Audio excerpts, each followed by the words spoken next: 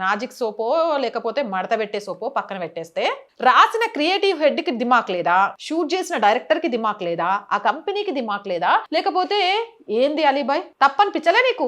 Ghar soap ad అది దేవుడు చేసిన మనుషులు సినిమాలో నేను చేసింది ఆ బిట్టు. జై జై లక్ష్మి జై లక్ష్మి జై ధరలక్ష్మి సిద్ధించుగమగ. సో ఆ బిట్లో అది బాంబే కంపెనీ, అది వాళ్ళు అది చేయమన్నారు, కానీ చాలామంది అది బాగాలేదు సార్, అది చాలా ఇబ్బందిగా ఉంది, తొందరగా అది మీరు డిలీట్ చేసేయండి అని చెప్పారు. కంపెనీ వాళ్ళు చెప్పారండి, డిలీట్ చేస్తారు. ఎవరికైనా బాధ కలిగి ఉంటే క్షమిస్తారని మనస్ఫూర్తిగా కోరుకుంటున్నానండి.